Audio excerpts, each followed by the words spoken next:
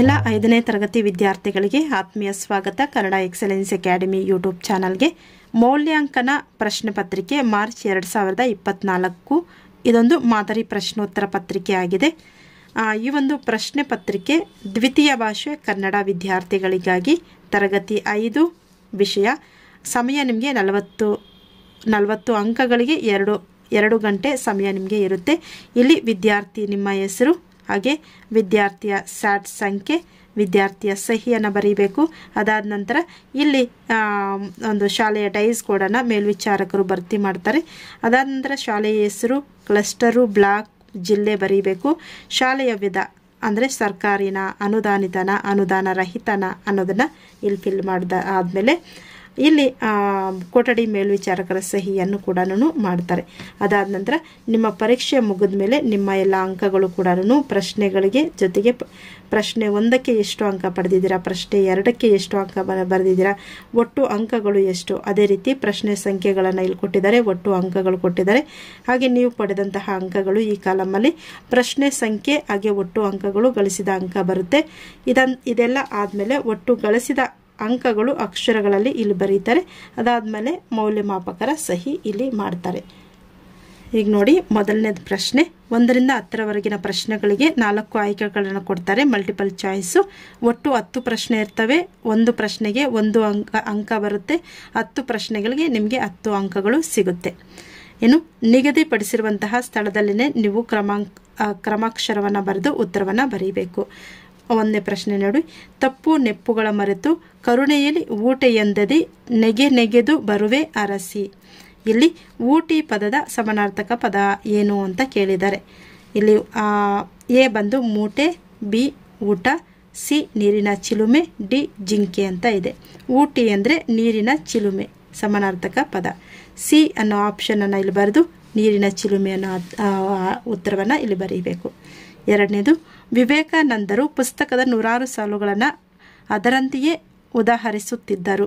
ಇಲ್ಲಿ 100 ಎನ್ನುವಂತಹ ಪದವನ್ನು ನಾವು ಬಿಡಿಸಿ ಬರೆದಾಗ 100 + 6 ಎನ್ನುವಂತಹದ್ದು ಬಿ ಸರಿ ಉತ್ತರ ಆಗುತ್ತೆ. ಇಲ್ಲಿ ನಾವು ಆಯ್ಕೆಗಳನ್ನು ನೋಡಿದಾಗ 100 + 3 ಇದೆ, 100 + 6 ಇದೆ, 100 + 100 ಇದೆ. ಸರಿಯಾದ ಉತ್ತರ 100 + 6. ಇಲ್ಲಿ ಬಿ ಆಯ್ಕೆಯನ್ನು ಬರೆದು 100 + 6 ಅನ್ನುವಂತಹ ಉತ್ತರವನ್ನು ಕೂಡ ಬರೀಬೇಕಾಗುತ್ತೆ. ನೆಕ್ಸ್ಟು 3ನೇ ಪ್ರಶ್ನೆ, ತೆಂಗಿನ ಕಂಗಿನ ತಾಳೆಯ ಬಾಳೆಯ ಅಂಗಕ್ಕೆ ರಂಗನು ಮೆತ್ತುವನು. ಇಲ್ಲಿ ತಾಳೆಯ ಪದಕ್ಕೆ ಸರಿ ಹೊಂದುವ ಪ್ರಾಸಪದ ಯಾವುದು ಅಂತ ಕೇಳಿದ್ದಾರೆ. ನೋಡಿ, ಪ್ರಾಸಪದ ಅಂದರೆ ಕೊನೆಯ ಅಕ್ಷರ ರಿಪೀಟ್ ಆಗುತ್ತೆ. ತಾಳೆಯ ಅಕ್ಷರ ನಾವು ಈ ಪದಗಳಲ್ಲಿ ಹುಡುಕಬೇಕು. ತೆಂಗಿನ, ಕಂಗಿನ, ರಂಗನು, ಬಾಳೆಯ. ಇಲ್ಲಿದೆ ಬಾಳೆಯ. ಅದರಿಂದ ಸರಿಯಾದ ಉತ್ತರ ಡಿ ಆಪ್ಷನ್ ಅನ್ನು ಬರೆದು ಸರಿಯಾದ ಉತ್ತರವನ್ನು ಇಲ್ಲಿ ಬರೀಬೇಕು. ನೆಕ್ಸ್ಟು 4ನೇ ಪ್ರಶ್ನೆ, ಇಲ್ಲಿ ಚಿತ್ರಕ್ಕೆ ಸರಿ ಹೊಂದುವ ಗಾದೆ ಮಾತನ್ನು ನೀವು ಚೂಸ್ ಮಾಡಬೇಕು.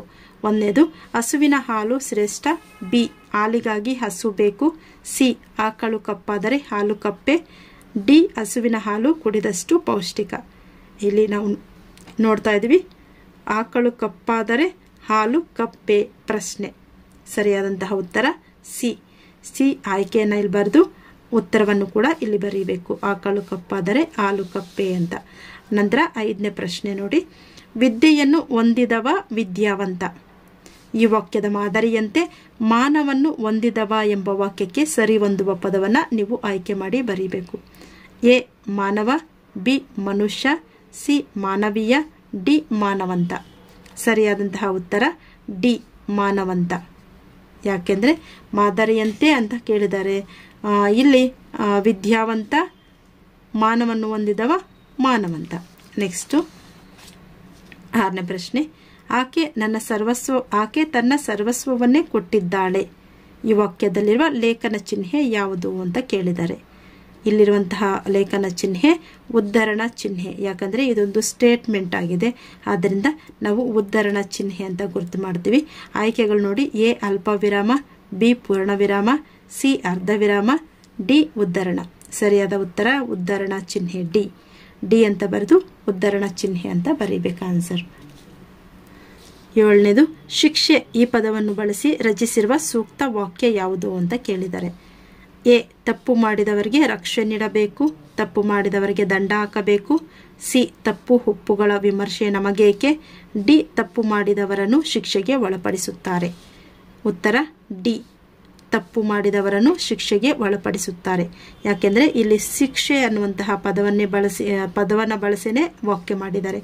ಆ ವಾಕ್ಯ ಇಲ್ಲಿ ನಾವು ಚೆಕ್ ಮಾಡಿದಾಗ ಇಲ್ಲಿ ಶಿಕ್ಷೆಗೆ ಒಳಪಡಿಸುತ್ತಾರೆ ಇರೋದ್ರಿಂದ ನಾವು ಡಿ ಆಪ್ಷನನ್ನು ಬರೆದು ಉತ್ತರವನ್ನು ಬರೀಬೇಕು. ಅದಾದ ನಂತರ 8ನೇ ಪ್ರಶ್ನೆ. ದಿನವೂ ಸರದಿಯಂತೆ ಒಬ್ಬೊಬ್ಬರ ಮನೆಯಿಂದ ಬಕಾಸುರನಿಗೆ ಊಟವನ್ನು ಕಳುಹಿಸುವಂತೆ ಒಪ್ಪಂದವಾಯಿತು. ನೋಡಿ, ದಿನವೂ ಸರದಿಯಂತೆ ಒಬ್ಬೊಬ್ಬರ ಮನೆಯಿಂದ, ಈ ವಾಕ್ಯದಲ್ಲಿರುವಂತಹ ದ್ವಿರಿಕ್ತಿ ಪದ ಯಾವುದು ಅಂತ ಕೇಳಿದ್ದಾರೆ. ಒಬ್ಬೊಬ್ಬರ ಇದರ ಒಂದು ದ್ವಿರಿಕ್ತಿ ಪದ, ಆದ್ದರಿಂದ ನಾವು ಸರಿಯಾದ ಉತ್ತರ ಬಿ ಅಂತ ಗುರುತು ಮಾಡ್ತೀವಿ. ಬಿ ಆಪ್ಷನನ್ನು ಬರೆದು ಒಬ್ಬೊಬ್ಬರ ಅನ್ನೋ ಒಂದು ಉತ್ತರವನ್ನು ಕೂಡ ಇಲ್ಲಿ ಬರೀಬೇಕಾಗುತ್ತೆ. ನೆಕ್ಸ್ಟು 9ನೇ ಪ್ರಶ್ನೆ. ಕೃಷ್ಣ ತನ್ನ ಗೆಳೆಯನನ್ನ ಜಾತ್ರೆಗೆ ಕರೆಯಲು ಪತ್ರ ಬರೆಯುತ್ತಿದ್ದಾನೆ. ಅವನು ಬಳಸಬೇಕಾದ ಸೂಕ್ತ ಸಂಬೋಧನೆ ಇದಾಗಿದೆ ಅಂತ ಕೇಳಿದ್ದಾರೆ. ಮಾನ್ಯರೇ, ಎ, ಬಿ ಪೂಜ್ಯ, ಸಿ ಆತ್ಮೀಯ, ಡಿ ಸನ್ಮಾನ್ಯ. ನಾವು ಯಾವಾಗೂ ಕೂಡ ಗೆಳೆಯನಿಗೆ ಪತ್ರ ಬರೀಬೇಕಾದ್ರೆ ಆತ್ಮೀಯ ಅನ್ನೋ ಒಂದು ಸಂಬೋಧನೆಯನ್ನು ಬಳಸ್ತೀವಿ. ಆದ್ದರಿಂದ ಸರಿಯಾದ ಉತ್ತರ ಸಿ ಆತ್ಮೀಯ. ನೆಕ್ಸ್ಟು ಪ್ರಶ್ನೆ 10. ಮಗುವಿಗೆ ಅನ್ಯಾಯವಾದಾಗ ತಾಯಿಯು ಸಿಡಿದೇಳುತ್ತಾಳೆ. ಈ ವಾಕ್ಯದಲ್ಲಿ ಸಿಡಿದೇಳು ಎಂಬ ನುಡಿಗಟ್ಟಿನ ಅರ್ಥ. ನುಡಿಗಟ್ಟು, ಸಿಡಿದೇಳು ಎನ್ನುವಂತಹದ್ದು ಒಂದು ನುಡಿಗಟ್ಟು. ಈ ಒಂದು ನುಡಿಗಟ್ಟಿನ ಅರ್ಥ ಏನು ಅನ್ನೋದು ಪ್ರಶ್ನೆ. ಎ ಸಿಡಿಯುವುದು, ಬಿ ಸಿಟ್ಟಿಗೇಳು, ಸಿ ಸಿಡಿಮಿಡಿಯಾಗು, ಡಿ ಸಿಹಿ ಅಂಚು. ಸರಿಯಾದಂತಹ ಉತ್ತರ ಸಿಟ್ಟಿಗೇಳು, ಬಿ ಆಪ್ಷನನ್ನು ಇಲ್ಲಿ ಬರೆದು ಆನ್ಸರ್ ಸಿಟ್ಟಿಗೇಳು ಅಂತ ಬರೀಬೇಕು. ನೆಕ್ಸ್ಟ್ ನಮಗಿಲ್ಲಿ ಒಂದು ವಾಕ್ಯದಲ್ಲಿ ಉತ್ತರಿಸಿ ಅಂತ ಕೇಳಿದರೆ 4 ಪ್ರಶ್ನೆ ಇದೆ.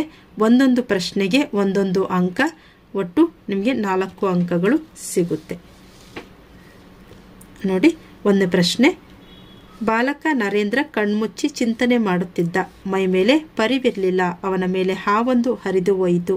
ಅವನ ಗೆಳೆಯರು ಗಾಬರಿಯಾಗಿ ಓಡಿದರು. ಇಲ್ಲಿ ನರೇಂದ್ರನ ಮೇಲೆ ಹಾವು ಹರಿದರೂ ಎಚ್ಚರವಾಗದಿದ್ದದ್ದು ಏಕೆ ಅಂತ ಕೇಳಿದ್ದಾರೆ. ಉತ್ತರ, ಬಾಲಕ ನರೇಂದ್ರ ಕಣ್ಣು ಮುಚ್ಚಿ ಚಿಂತನೆ ಮಾಡುತ್ತಿದ್ದರಿಂದ ಅವನಿಗೆ ಮೈ ಮೇಲೆ ಹಾವು ಹರಿದರೂ ಎಚ್ಚರವಾಗಲಿಲ್ಲ. 12ನೇ ಪ್ರಶ್ನೆ. ರವಿಯು ತೆಂಗಿನ ಕಂಗಿನ ತಾಳೆಯ ಬಾಳೆಯ ಅಂಗಕ್ಕೆ ರಂಗನ್ನು ಮೆತ್ತುವನು. ರವಿ ರಂಗನ್ನು ಎಲ್ಲಿ ಮೆತ್ತುವನು ಅಂತ ಪ್ರಶ್ನೆ ಕೇಳಿದ್ದಾರೆ. ಉತ್ತರ, ರವಿಯು ತೆಂಗು, ಅಡಿಕೆ, ತಾಳೆಗಿಂತ ಬಾಳೆ ಗಿಡಗಳ ಶರೀರಕ್ಕೆ ರಂಗನ್ನು ಅಂದರೆ ಬಣ್ಣವನ್ನು ಹಚ್ಚುತ್ತಾನೆ ಅನ್ನೋದು ಉತ್ತರ. ನೆಕ್ಸ್ಟು 13ನೇ ಪ್ರಶ್ನೆ. ಹಾವಿನ ಹೆಡೆ ಚಂದ, ಮಾವಿನ ಮಿಡಿ ಚಂದ, ಹಾರಾಡಿ ಬರುವ ಗಿಳಿ ಚಂದ. ಹಾರಾಡಿ ಬರುವ ಗಿಳಿ ಚಂದ ಕಂದಯ್ಯ, ನೀ ಚಂದ ನಮ್ಮ ಮನೆಗೆಲ್ಲ. ಇಲ್ಲಿ ಮನೆಗೆಲ್ಲ ಚಂದವಾಗಿರುವವರು ಯಾರು ಅನ್ನೋದು ಪ್ರಶ್ನೆ. ಉತ್ತರ, ಮನೆಗೆಲ್ಲ ಚಂದವಾಗಿರುವವರು ಕಂದ ಅಥವಾ ಕೂಸು ಅನ್ನೋದು ಉತ್ತರ. ನೆಕ್ಸ್ಟು 14ನೇ ಪ್ರಶ್ನೆ. ಒಬ್ಬ ಬಾಲಕನಿಗೆ ಬಾಪೂಜಿಯ ವೇಷಭೂಷಣ ಕಂಡು ವ್ಯಸನವಾಯಿತು. ಇಷ್ಟೊಂದು ದೊಡ್ಡ ಬಾಪು ಅವರ ಮೈ ಮೇಲೆ ಒಂದು ಅಂಗಿಯೂ ಇಲ್ಲವಲ್ಲ ಎಂದು ಕೊಂಡನು. ವೇಷಭೂಷಣ ಪದಕ್ಕೆ ಸ್ವಂತ ವಾಕ್ಯವನ್ನು ರಚಿಸಿ ಅಂತ ಪ್ರಶ್ನೆ ಕೇಳಿದ್ದಾರೆ. ನಿಮ್ಮ ಸ್ವಂತ ವಾಕ್ಯದಲ್ಲಿ ಈ ಒಂದು ವೇಷಭೂಷಣ ಪದವನ್ನು ಉಪಯೋಗಿಸಬೇಕು. ಉತ್ತರ, ಗಾಂಧೀಜಿಯವರ ವೇಷಭೂಷಣ ಸರಳವಾಗಿತ್ತು ಅನ್ನೋದು ಇಲ್ಲಿ ಸ್ವಂತ ವಾಕ್ಯವನ್ನು ನೀವು ಬರೀಬೇಕು. ನೆಕ್ಸ್ಟ್ ಪ್ರಶ್ನೆ 3ನೇ ಮೇನಲ್ಲಿ 2-3 ವಾಕ್ಯದಲ್ಲಿ ಉತ್ತರಿಸಿ ಅಂತ ಕೇಳಿದರೆ. ಒಟ್ಟು 4 ಪ್ರಶ್ನೆ ಇರುತ್ತೆ. ಒಂದು ಪ್ರಶ್ನೆಗೆ 2 ಅಂಕ, ಒಟ್ಟು ನಿಮಗೆ 8 ಅಂಕಗಳು ಇಲ್ಲಿ ಸಿಗುತ್ತೆ. 15ನೇ ಪ್ರಶ್ನೆ. ಭೀಮನನ್ನು ಊರ ಜನರು ಅಚ್ಚರಿಯಿಂದ ನೋಡುತ್ತಿದ್ದರು. ಭೀಮ ನಗು ನಗುತ್ತಾ, ನಾನು ಹೋಗಿ ಬರುವೆ, ನೀವು ಹೊರಡಿ ಎಂದು ಊರ ಜನರಿಗೆ ಸಮಾಧಾನ ಹೇಳಿದನು. ಇಲ್ಲಿ ಅಡಿಗೆರೆ ಎಳೆದ ಮಾತನ್ನು ಯಾರು ಯಾರಿಗೆ ಹೇಳಿದರು ಅನ್ನೋ ಪ್ರಶ್ನೆಯನ್ನು ಕೇಳಿದ್ದಾರೆ. ಉತ್ತರ, ಇಲ್ಲಿ ಅಡಿಗೆರೆ ಎಳೆದ ಮಾತನ್ನು ಭೀಮನು ಹೇಳಿದನು. ಯಾರಿಗೆ? ಭೀಮನು ಊರ ಜನರಿಗೆ ಹೇಳಿದನು. ನೆಕ್ಸ್ಟು 16. ಎಲ್ಲಾದರೂ ಇರಲವ್ವ, ಹುಲ್ಲಾಗಿ ಬೆಳೆಯಲಿ, ನೆಲ್ಲಿ ಬಡ್ಯಾಗ ಚಿಗಿಯಲಿ, ನನ್ನ ಕಂದ ಜಯವಂತನಾಗಿ ಬೆಳೆಯಲಿ. ಈ ಸಾಲುಗಳ ಭಾವಾರ್ಥ ಬರೆಯಿರಿ ಅಂತ ಕೇಳಿದ್ದಾರೆ. ಉತ್ತರ, ಹುಲ್ಲು ಯಾವ ಪ್ರದೇಶದಲ್ಲಿದ್ದರೂ ಕೂಡ ಚೆನ್ನಾಗಿ ಬೆಳೆಯುತ್ತದೆ. ನೆಲ್ಲಿಯ ಗಿಡವನ್ನು ಕತ್ತರಿಸಿದರೂ ಮತ್ತೆ ಚಿಗುರುತ್ತದೆ. ಅದೇ ರೀತಿ ನನ್ನ ಕಂದನೂ ಸಹ ಎಲ್ಲೇ ಇದ್ದರೂ ಚೆನ್ನಾಗಿ ಬೆಳೆದು ಅಭಿವೃದ್ಧಿ ಹೊಂದಲಿ ಎಂದು ತಾಯಿಯು ಹಾರೈಸುತ್ತಾಳೆ ಎನ್ನುವಂತಹದ್ದು ಉತ್ತರ. ನೆಕ್ಸ್ಟ್ 17ನೇ ಪ್ರಶ್ನೆ. ಆಮೆ ಮತ್ತು ಮೊಲದ ಓಟದ ಸ್ಪರ್ಧೆಯಲ್ಲಿ ವೇಗವಾಗಿ ಓಡುವ ಮೊಲ ಸೋತಿತು, ಆದರೆ ನಿಧಾನವಾಗಿ ನಡೆಯುವ ಆಮೆಯು ಗೆದ್ದಿತು. ಈ ಕಥೆಯ ನೀತಿಯನ್ನು ನಿಮ್ಮದೇ ಆದಂತಹ ಮಾತುಗಳಲ್ಲಿ ಬರೆಯಿರಿ ಅಂತ ಕೇಳಿದ್ದಾರೆ. ಉತ್ತರ ನೋಡಿ. ಮೊಲ ತಾನು ವೇಗವಾಗಿ ಓಡುತ್ತೇನೆ ಎಂಬ ಅಹಂಕಾರದಿಂದ ಆಮೆಯನ್ನು ಕೀಲಾಗಿ ಕಂಡು ಮಾರ್ಗ ಮಧ್ಯೆ ವಿಶ್ರಾಂತಿ ಪಡೆಯುತ್ತಿತ್ತು. ಆದರೆ ಆಮೆ ನಿಧಾನವಾಗಿ ಓಡುತ್ತಾ ಮೊಲಕ್ಕಿಂತ ಮೊದಲು ಗುರಿ ತಲುಪಿತ್ತು. ಈ ಕಥೆಯ ನೀತಿ: ನಾವು ಯಾರನ್ನೂ ಕೀಳು ಎಂದು ಕಾಣಬಾರದು ಮತ್ತು ಅಹಂಕಾರ ಒಳ್ಳೆಯದಲ್ಲ. 18ನೇ ಪ್ರಶ್ನೆ. ಧೈರ್ಯವಿದ್ದರೆ ಏನು ಬೇಕಾದರೂ ಸಾಧಿಸಬಹುದು. ಈ ನೀತಿಯಂತೆ ನೀವು ಧೈರ್ಯವಾಗಿ ಸಾಧಿಸಿದ ಒಂದು ಘಟನೆಯ ಕುರಿತು ಬರೆಯಿರಿ ಅನ್ನೋ ಪ್ರಶ್ನೆ ಕೇಳಿದರೆ, ನೀವು ಯಾವುದಾದ್ರೂ ಒಂದು ಧೈರ್ಯವಾಗಿ ಮಾಡಿರುವಂತಹ ಒಂದು ಸಂದರ್ಭವನ್ನು ಇಲ್ಲಿ ಬರೆಯಬೇಕು. ಉತ್ತರ: ನನಗೆ ನದಿಯಲ್ಲಿ ಈಜುವುದೆಂದರೆ ತುಂಬ ಭಯ, ಆದರೆ ನನ್ನ ತಂದೆ ನನಗೆ ಧೈರ್ಯ, ಪ್ರೋತ್ಸಾಹ ಮತ್ತು ಮಾರ್ಗದರ್ಶನ ನೀಡಿದರು. ನಾನು ಈಗ ಧೈರ್ಯವಾಗಿ ನದಿಯಲ್ಲಿ ಈಜುತ್ತೇನೆ ಎನ್ನುವಂತಹದನ್ನು ನಾನಿಲ್ಲಿ ಬರೆದಿದ್ದೀನಿ. ನಂತರ 19ನೇ ಪ್ರಶ್ನೆ. ನೀಡಿರುವ ಸೂಚನಾ ಫಲಕವನ್ನು ಓದಿ ಕೆಳಗಿನ ಪ್ರಶ್ನೆಗಳಿಗೆ ಉತ್ತರಿಸಿ ಅಂತ ಕೇಳಿದ್ದಾರೆ. ಸೂಚನಾ ಫಲಕ ಇದು: ನಮ್ಮ ಬದುಕಿನ ಆಧಾರ ತಾಣ ಕಾಡು, ಅದನ್ನು ನಾಶ ಮಾಡುತ್ತಿದ್ದೀರಿ. ನಮಗೆ ತಿನ್ನಲು ಹುಲ್ಲಿಲ್ಲ, ಮಲಗಲು ಮರದ ನೆರಳಿಲ್ಲ. ಕಾಡು ನಿಮಗೂ ಬೇಕು, ನಮಗೂ ಬೇಕು.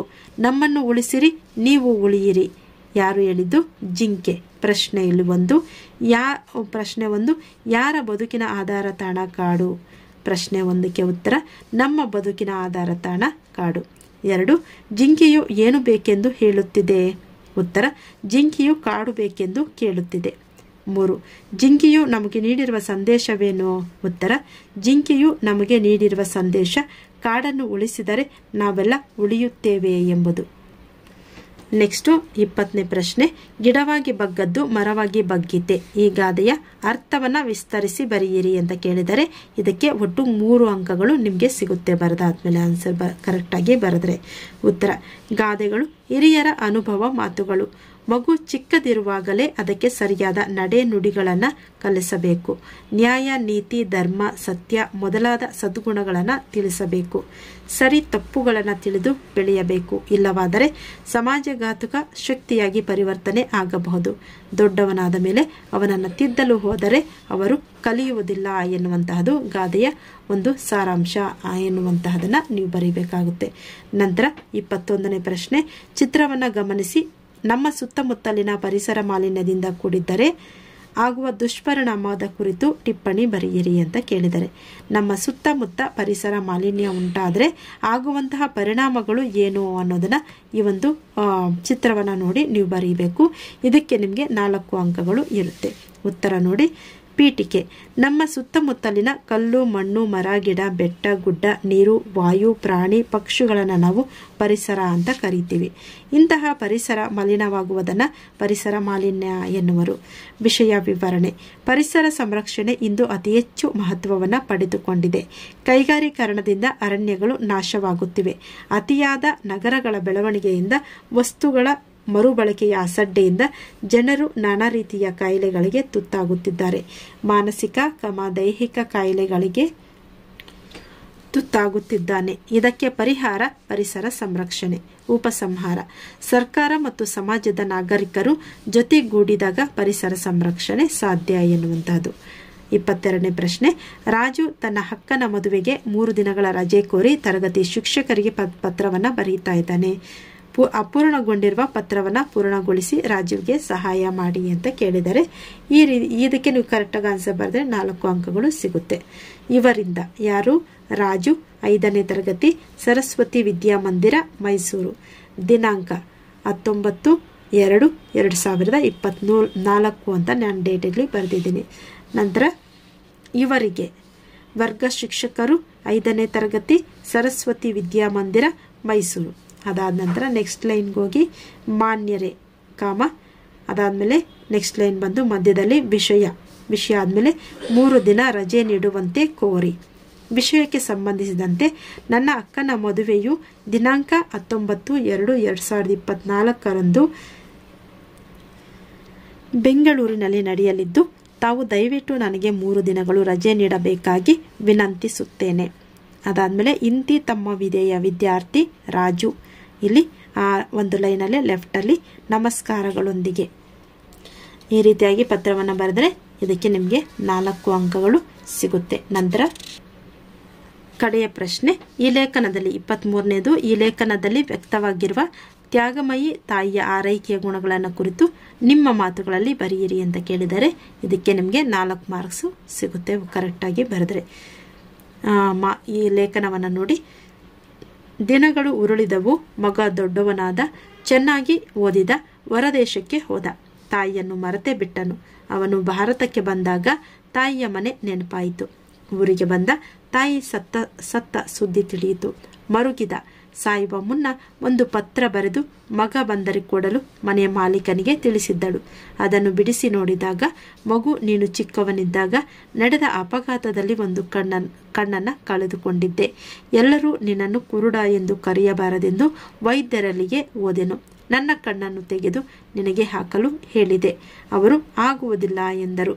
ಆಗ ಸತ್ತ ನಂತರ ದಾನ ಮಾಡಿದ ಬೇರೊಬ್ಬರ ಕಣ್ಣನ್ನು ನಿನಗೆ ಕಸಿ ಮಾಡಿದರು. ಚಿಕಿತ್ಸೆಗೆ ಕೊಡಬೇಕಾದ ಹಣಕ್ಕಾಗಿ ನಾನು ಕೊನೆ ಉಸಿರು ಇರುವವರೆಗೂ ದುಡಿದು ತೀರಿಸಿದ್ದೇನೆ. ನೀನು ಎಲ್ಲಿಯೇ ಇರು, ಚೆನ್ನಾಗಿರು ಎಂದು ನನ್ನ ಹರಕೆ ಪತ್ರ ಅಂತ ಹೇಳಿರ್ತಾಳೆ. ಇದನ್ನು ಓದಿ ಅವನ ಕಣ್ಣಲ್ಲಿ ನೀರು ಬಂದಿತು. ಇಂತಹ ತಾಯಿಯನ್ನು ಸರಿಯಾಗಿ ನೋಡಿಕೊಳ್ಳಲಿಲ್ಲ ಎಂದು ದುಃಖಿಸಿದನು ಆ ಬಾಲಕ. ಇಲ್ಲಿ ಉತ್ತರ, ತಾಯಿಯ ಹಾರೈಕೆಯ ಗುಣಗಳು ಯಾವ್ಯಾವು ಅಂತ ಹೇಳೋದಾದರೆ, 1ನೇದು ತಾಯಿಯು ತ್ಯಾಗಮಯಿ, ನಿಸ್ವಾರ್ಥ ಜೀವಿ ಎಂಬುದನ್ನು ನಾವಿಲ್ಲಿ ಕಾಣಬಹುದು. 2ನೇದು ತ್ಯಾಗಮಯಿ ಆಗಿ ತನ್ನ ಕಣ್ಣನ್ನೇ ಕೊಡಬೇಕೆಂದು ಹೇಳಿದಾಗ ವೈದ್ಯರು ಒಪ್ಪದೆ ಸತ್ತ ವ್ಯಕ್ತಿಯ ಕಣ್ಣು ಕಸಿ ಮಾಡಿದರು. 3ನೇದು ಮಗನ ಚಿಕಿತ್ಸೆಗಾಗಿ ಮಾಡಿದ ಖರ್ಚು ತೀರಿಸಲು ತಾಯಿ ಜೀವನ ಪೂರ್ತಿ ದುಡಿಯುತ್ತಾಳೆ. 4 ಮಗನು ತನ್ನ ತಾಯಿಯನ್ನು ಮರೆತರೂ ಅವನಿಗೆ ಒಳ್ಳೆಯದಾಗಲಿ ಎಂದು ಹಾರೈಸುತ್ತಾಳೆ. ಇದಾಗಿದೆ 5ನೇ ತರಗತಿ ವಿದ್ಯಾರ್ಥಿಗಳಿಗಾಗಿ 2024ರ ಮಾದರಿ ಪ್ರಶ್ನೆ ಪತ್ರಿಕೆಯನ್ನು ಬಿಡಿಸುವಂತಹ ವಿಧಾನವನ್ನು ತೋರಿಸಿಕೊಟ್ಟಿದ್ದೀನಿ.